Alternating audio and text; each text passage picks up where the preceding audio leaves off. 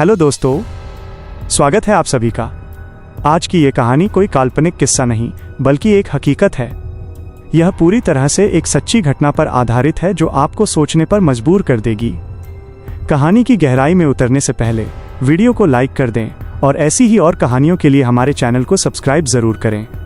चलिए चलते हैं इस कहानी के सफर पर। सुनो, क्या तुम्हें भी महसूस हो रहा है? कमरे का तापमान अचानक गिर गया है, जैसे कोई तुम्हारे पीछे खड़ा अपनी बर्फीली सांसें तुम्हारी गर्दन पर छोड़ रहा हो। ये कहानी रोहन की नहीं है, ये एक चेतावनी है। तैयार हो? अपनी आंखें बंद करो और कल्पना करो। आखिरी पुकार, मौत का कनेक्शन। रात के सन्नाटे को चीरती हुई घड़ी की सुइयां 3:07 पर आकर ठहर गईं। बाहर हवाएं नहीं चल रही थीं, बल्कि सिसकियां भर रही थीं। खिड़की का कांच बार बार ठक ठक कर रहा था, जैसे बाहर अंधेरे में खड़ा कोई अंदर आने की भीख मांग रहा हो। रोहन ने कंबल ओढ़ लिया, खुद को तसल्ली दी सिर्फ हवा है। पर तभी उसके फोन की स्क्रीन चमक उठी। काली स्क्रीन पर बड़े बड़े अक्षरों में लिखा था, अननोन कॉलर। रोहन ने कांपते हाथों से कॉल उठाया। सन्नाटा इतना गहरा था कि उसे अपनी ही धड़कनें किसी नगाड़े जैसी सुनाई दे रही थीं। फिर एक दबी हुई, टूटी हुई आवाज आई, जैसे कोई कब्र के अंदर से बोल रहा हो, रोहन, क्या तुम्हें नींद आ रही है? मुझे तो 2 साल से नींद नहीं आई। रोहन का खून जम गया। ये आवाज जानी पहचानी थी। कौन हो तुम? उसने चीखना चाहा, पर गला सूख चुका था। उत्तर मिला, तारांकन, वही जिसे तुमने उस काली रात सड़क पर तड़पता छोड़ दिया था। रोहन ने झटके से फोन काट दिया। उसका पूरा शरीर पसीने से भीग चुका था। उसने फोन को साइलेंट मोड पर डाल दिया, लेकिन अनहोनी तो अब शुरू होनी थी। फोन साइलेंट था, फिर भी कमरे के कोने कोने से वही रिंगटोन गूंजने लगी और उस आवाज के बीच एक फुसफुसाहट सुनाई दी। फोन उठाने की जरूरत नहीं, रोहन, मैं तुम्हारे कमरे में ही हूं। उसकी अलमारी का दरवाजा धीरे से खुला। चर्रर, अंधेरे के उस काले गड्ढे में 2 सफेद आंखें चमक रही थीं। उनमें पुतलियां नहीं थीं, सिर्फ एक अंतहीन खालीपन था। रोहन बदहवास होकर दरवाजे की तरफ भागा, पर दरवाजा जैसे दीवार का हिस्सा बन चुका था। पीछे मुड़ते ही उसकी रूह कांप गई। सामने नेहा खड़ी थी, वही नेहा जिसे 2 साल पहले एक एक्सीडेंट के बाद उसने मरता हुआ छोड़ दिया था ताकि वो पुलिस से बच सके। उसकी गर्दन एक तरफ पूरी तरह लटकी हुई थी, जैसे हड्डियां पाउडर बन चुकी हों। उसके सफेद चेहरे पर सूखे हुए खून की लकीरें थीं। तुमने सोचा था कि तुम भाग जाओगे? नेहा की आवाज अब कमरे की दीवारों से नहीं, बल्कि रोहन के दिमाग के अंदर से आ रही थी। तुम तो घर पहुंच गए, पर मैं उस ठंडी सड़क पर अपनी आखिरी सांसें गिनती रही। अब मेरी ठंडक तुम्हें महसूस होगी। कमरे की लाइटें एक धमाके के साथ बुझ गईं। अंधेरा इतना घना कि हाथ को हाथ न सूझे। रोहन को महसूस हुआ कि कोई बर्फीली चीज उसके गले को सहला रही है। एक भयानक राक्षसी हंसी गूंजी, जैसे सैकड़ों लोग एक साथ रो रहे हों। मुड़कर मत देखना रोहन, अगर देखा तो मैं तुम्हें वहां ले जाऊंगी जहां सूरज कभी नहीं उगता। पर डर इंसान से वही करवाता है जो उसे नहीं करना चाहिए। रोहन ने धीरे से गर्दन घुमाई। वहां नेहा नहीं थी। वहां 7 फीट लंबा एक काला साया था, जिसका चेहरा नहीं, बस एक विशाल फटा हुआ मुंह था, जिसमें अनगिनत नुकीले दांत चमक रहे थे। अगली सुबह सूरज तो उगा, पर रोहन के कमरे में सन्नाटा था। पुलिस को वहां कोई नहीं मिला। बस दीवार पर खून के छींटों से एक वाक्य लिखा था, हिसाब पूरा हुआ, अब वो मेरा है। और जानते हो सबसे डरावनी बात क्या है? रोहन का फोन आज भी वहीं पड़ा है और उस पर एक मैसेज चमक रहा है, अगला नंबर तुम्हारा है। एक धीमी डरावनी हंसी। अपनी घड़ी देखो, क्या 3:07 बजने वाले हैं? अगर अनजान नंबर से फोन आए तो उठाना मत, क्योंकि कुछ कॉल काटने के लिए नहीं, जान लेने के लिए आते हैं। कहानी अभी खत्म नहीं हुई है, असल दहशत तो अब शुरू होती है। रोहन का गायब होना तो सिर्फ एक शुरुआत थी। भाग 2, सन्नाटे की गूंज। रोहन के गायब होने के ठीक 3 दिन बाद उसका छोटा भाई आर्यन उस कमरे में दाखिल हुआ। पुलिस अपनी छानबीन कर चुकी थी। कमरा सील था, लेकिन घर के लोगों के लिए वो कमरा एक रिश्ते हुए जख्म जैसा था। आर्यन को यकीन नहीं था कि उसका भाई बस गायब हो गया है। दीवार पर लिखा वो खौफनाक संदेश, अब वो मेरे साथ है, साफ कर दिया गया था। पर आर्यन को अभी भी वहां लोहे जैसी खून की गंध आ रही थी। रात के 2:50 बजे थे। आर्यन कमरे की धूल भरी मेज पर बैठा रोहन का लैपटॉप खंगाल रहा था। तभी उसकी नज़र एक दराज पर पड़ी। वहाँ रोहन का वो पुराना फ़ोन रखा था, वही फ़ोन जिसे पुलिस ने सबूत के तौर पर लेकर भी वापस छोड़ दिया था, क्योंकि उसमें कुछ मिला ही नहीं था। अचानक फ़ोन की स्क्रीन अपने आप जल उठी। कोई कॉल नहीं था, कोई मैसेज नहीं, बस एक वीडियो रिकॉर्डिंग प्ले होने लगी। आर्यन की सांसें रुक गईं। वीडियो में रोहन दिख रहा था, उसी कमरे में उसी रात।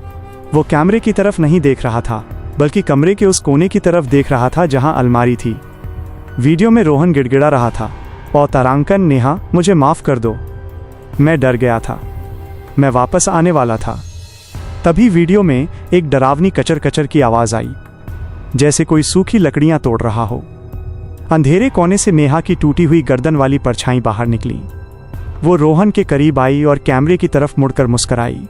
उसकी आंखें सफ़ेद नहीं थीं, उनमें अब आर्यन का चेहरा दिख रहा था। आर्यन के हाथ से फ़ोन गिर गया। तभी कमरे की लाइटें फ्लिकर करने लगीं। चिर्र चिर्र। अंधेरे का खेल। आर्यन दरवाजे की तरफ भागा, पर उसे एहसास हुआ कि कमरा अब बदल चुका है। कमरे की लंबाई बढ़ती जा रही थी। दरवाज़ा मीलों दूर नजर आ रहा था। उसने मुड़कर देखा तो बिस्तर पर रोहन का फ़ोन फिर से बज रहा था। रात्रि से 3:07। उसने हिम्मत जुटाकर फ़ोन उठाया।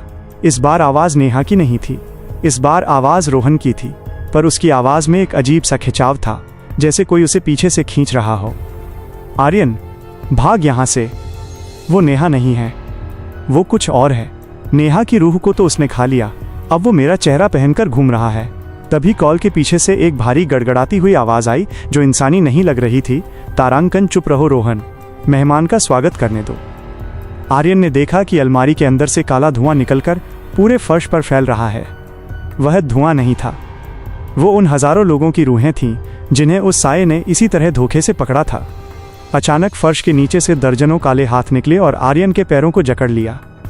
वे हाथ बर्फीले थे, इतने ठंडे कि आर्यन को अपनी खाल जलती हुई महसूस हुई। छोड़ो मुझे, आर्यन चिल्लाया।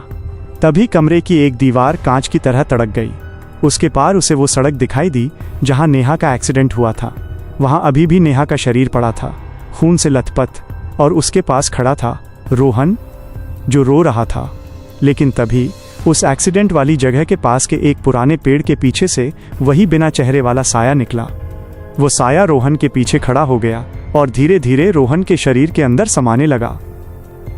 शैतान का चेहरा। आर्यन को समझ आया, वो साया दरअसल एक छलावा था। वो लोगों के पछतावे और उनके डर को खाता था। उसने रोहन के डर का फायदा उठाकर उसे अपने अंदर खींच लिया था, और अब वो आर्यन के दुख का शिकार करने आया था। अचानक कमरे में सन्नाटा छा गया। सारे हाथ गायब हो गए, काला धुआं सिमट गया। आर्यन ने राहत की सांस ली। उसे लगा सब खत्म हो गया। वो जैसे ही मुड़ा, उसने देखा कि कमरे के बीचों बीच एक कुर्सी रखी है। उस कुर्सी पर रोहन बैठा था, बिल्कुल ठीक ठाक, कोई घाव नहीं, कोई खून नहीं। रोहन ने मुस्कुराकर कहा, तारांकन, डर गए थे क्या? वो बस एक सपना था भाई। आर्यन की आंखों में आंसू आ गए। वो रोहन की तरफ बढ़ा उसे गले लगाने के लिए, लेकिन जैसे ही उसने रोहन का हाथ पकड़ा, वह चिल्ला पड़ा। रोहन की खाल प्लास्टिक जैसी ठंडी और सख्त थी। आर्यन ने ऊपर देखा। रोहन का चेहरा धीरे धीरे पिघल रहा था। उसकी आंखों की जगह 2 काले गड्ढे बन गए थे। उसका मुंह खुलता ही गया, इतना बड़ा कि उसका जबड़ा सीने तक पहुंच गया। उसके अंदर से सैकड़ों दांत बाहर निकले और हर दांत पर एक नाम लिखा था। आर्यन ने सबसे सामने वाले दांत पर अपना नाम पढ़ा, आर्यन। अनंत अंधेरा। अगले दिन जब पड़ोसियों ने पुलिस को बुलाया तो घर का मंजर देखकर अनुभवी अफसरों की भी रूह कांप गई। घर के अंदर कोई नहीं था, न रोहन, न आर्यन, न उनके माता पिता। पूरा घर अंदर से खाली था, जैसे वहां सालों से कोई रहा ही न हो। लेकिन घर के बीचों बीच रखे डाइनिंग टेबल पर 2 फोन रखे थे। दोनों फोन एक साथ बजे। पुलिस ऑफिसर ने डरते हुए एक फोन उठाया। दूसरी तरफ से सिर्फ एक ही आवाज आ रही थी, किसी के लगातार भागने की आवाज और पीछे से आती एक भयानक हंसी। तभी ऑफिसर की नजर दीवार पर पड़ी। वहां खून से नहीं, बल्कि खरोंचों से लिखा था, पछतावा सिर्फ एक दरवाजा है जिसके अंदर वो रहता है। क्या तुमने भी कभी किसी का दिल दुखाया है? क्या तुम भी किसी रात भागकर आए हो? अगर हाँ, तो अपनी खिड़की चेक करो, शायद वो बाहर खड़ा तुम्हारा ही इंतजार कर रहा है।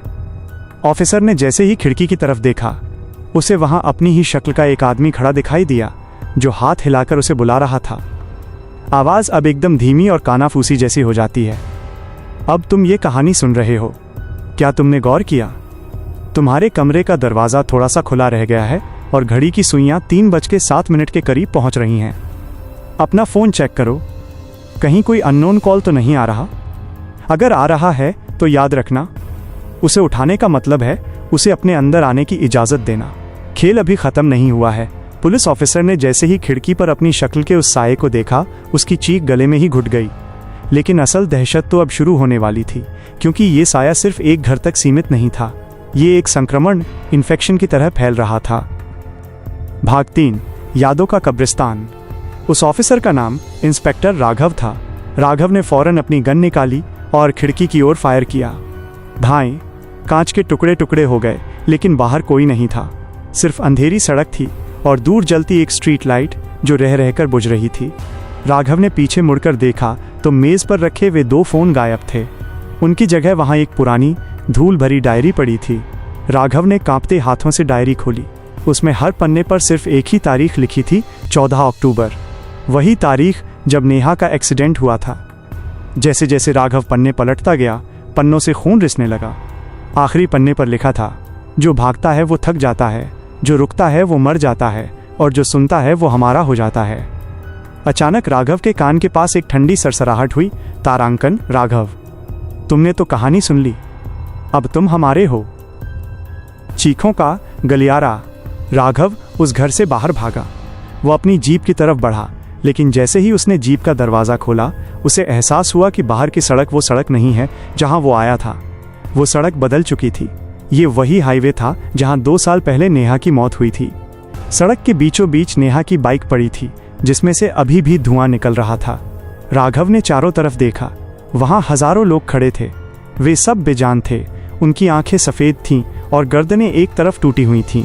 उन सब ने अपने हाथों में एक एक फ़ोन पकड़ा हुआ था।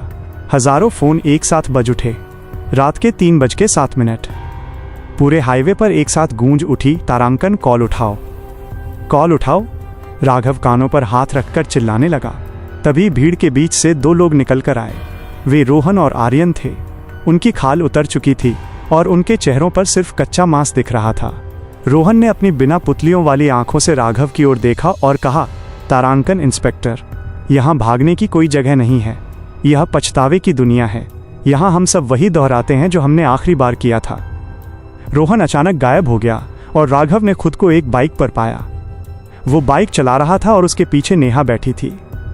उसे एहसास हुआ कि वो रोहन की यादों के अंदर कैद हो चुका है। सामने से वही ट्रक आ रहा था। धड़ाम, टक्कर हुई। राघव सड़क पर गिरा। उसने देखा नेहा लहूलुहान पड़ी है। उसके अंदर के इंसान ने कहा, बचाओ इसे, लेकिन उसके अंदर के डर ने कहा, भागो यहां से वरना फंस जाओगे। जैसे ही राघव ने भागने के लिए कदम बढ़ाया, सड़क के डामर से काले हाथ निकले और उसे जमीन में धंसाने लगे। वो साया जिसके सैकड़ों दांत थे, राघव के सामने प्रकट हुआ। वो साया अब और भी बड़ा हो चुका था। उसने राघव का गला पकड़कर हवा में उठा लिया। शून्य का सन्नाटा। साये ने अपना बड़ा सा मुंह खोला। उसके अंदर राघव को हजारों चेहरे दिखाई दिए। रोहन, आर्यन, वो ऑफिसर, और वे सब चिल्ला रहे थे। तुमने कहानी सुनी, तुमने डर को महसूस किया, अब तुम इस कहानी का अगला अक्षर बनोगे। साये की आवाज जैसे पूरी कायनात में गूंज गई। अचानक सब कुछ शांत हो गया। राघव अपनी आंखों के सामने सिर्फ अंधेरा देख पा रहा था। उसे महसूस हुआ कि उसका शरीर अब उसका नहीं रहा। वह सुन्न पड़ चुका था। वो चिल्लाना चाहता था, पर उसके मुंह से कोई आवाज नहीं निकल रही थी। अगली सुबह एक नया मोड़। शहर की खबरों में एक छोटी सी खबर आई, मशहूर पुलिस ऑफिसर राघव रहस्यमयी तरीके से लापता। लेकिन शहर के एक कोने में एक छोटा बच्चा अपने घर में अकेला बैठा फोन पर गेम खेल रहा था। अचानक उसके फोन की स्क्रीन काली पड़ गई। उस पर लिखा आया, अननोन कॉलर। बच्चे ने कॉल उठाया। दूसरी तरफ से एक दबी हुई, थकी हुई आवाज आई। वह आवाज राघव की थी। बेटा, क्या तुम्हारी मम्मी घर पर हैं? उनसे कहना अलमारी का दरवाज़ा बंद कर दें, मैं अंदर बहुत देर से इंतज़ार कर रहा हूँ। बच्चे ने धीरे से पीछे मुड़कर अलमारी की ओर देखा। अलमारी का दरवाज़ा थोड़ा सा खुला था और अंधेरे में 2 सफ़ेद आंखें चमक रही थीं। अब आवाज एकदम फुसफुसाहट में बदल जाती है। तुम सोच रहे हो कि ये सिर्फ एक कहानी है। नहीं, ये एक जाल है। जब से तुमने ये कहानी सुनना शुरू किया है, तुम इस साए के घेरे में आ चुके हो। अपने कमरे की दीवारों को ध्यान से देखो। क्या वे थोड़ी पास नहीं आ रही हैं? क्या तुम्हें महसूस नहीं हो रहा कि तुम्हारे बिस्तर के नीचे कोई बहुत धीरे धीरे सांस ले रहा है? अब घड़ी की तरफ मत देखना, क्योंकि अगर अब तुमने घड़ी देखी तो वो 3:07 पर रुकी होगी। और अगर अभी तुम्हारा फोन बजा तो समझ लेना पछतावे का वक्त शुरू हो चुका है। उस छोटे बच्चे ने जैसे ही अलमारी की तरफ देखा, उसकी चीख हवा में ही जम गई, क्योंकि अलमारी के अंदर से जो हाथ बाहर निकला वो किसी इंसान का नहीं था। वो हाथ लंबा होता गया, फर्श पर रेंगता हुआ सीधा उस बच्चे के पैर तक पहुंच गया। लेकिन तभी एक भयानक सच सामने आया। अंतिम अध्याय, अनंत चक्र। कमरे की सारी दीवारें अचानक पिघलने लगीं। वो बच्चा, वो अलमारी, वो घर, सब कुछ एक काले धुएं में बदल गया। इंस्पेक्टर राघव को अचानक होश आया। वो उसी सड़क पर खड़ा था जहां नेहा का एक्सीडेंट हुआ था। उसके सामने रोहन, आर्यन और हजारों वे लोग खड़े थे जो इस अननोन कॉल का शिकार हुए थे। साया, द शैडो, अब उनके बीच में खड़ा था। उसकी आवाज अब बिजली की कड़कड़ाहट जैसी भारी थी। तुम सब यहां इसलिए हो क्योंकि तुमने सुना, तुमने उस डर को अपने अंदर जगह दी जिसे मैंने भेजा था। अब इस कहानी का अंत लिखने की बारी तुम्हारी है। साये ने राघव के हाथ में एक पुराना, खून से सना हुआ फोन थमाया। स्क्रीन पर एक नया नंबर चमक रहा था। राघव ने कांपते हुए पूछा, यह किसका नंबर है? साये का वो विशाल डरावना मुंह खुला और उसमें से हजारों आवाजें एक साथ निकलीं। ये उसका नंबर है जो इस वक्त ये कहानी सुन रहा है। पर्दा गिरता है। राघव की आंखें फटी की फटी रह गईं। उसे समझ आ गया कि ये कोई कहानी नहीं थी, बल्कि एक जाल था। हर बार जब कोई इस कहानी को पूरा सुनता है, साये की ताकत बढ़ जाती है। और अब साये ने राघव को आदेश दिया, कॉल लगाओ। राघव का हाथ अपने आप स्क्रीन की तरफ बढ़ा। उसने डायल बटन दबा दिया। अब एक लंबी खामोशी और फिर तुम्हारे फोन की वाइब्रेशन की हल्की सी आवाज। सुन रहे हो? वो आवाज तुम्हारे आसपास से ही आ रही है। राघव ने फोन कान से लगाया और फुसफुसाया, वही शब्द जो अब इस कहानी का अंत है। नमस्ते, क्या तुम सुन रहे हो? मुड़कर मत देखना, क्योंकि मैं अब तुम्हारे पीछे खड़ा हूं। कमरे की लाइट एक आखिरी बार कड़कड़ाई और हमेशा के लिए बुझ गई। अंधेरे में सिर्फ 2 सफेद आंखें चमकती रह गईं। रोहन गया, आर्यन गया, राघव गया। अब सिर्फ तुम बचे हो। एक ठंडी, दबी हुई हंसी और फिर सब कुछ शांत, हमेशा के लिए समाप्त।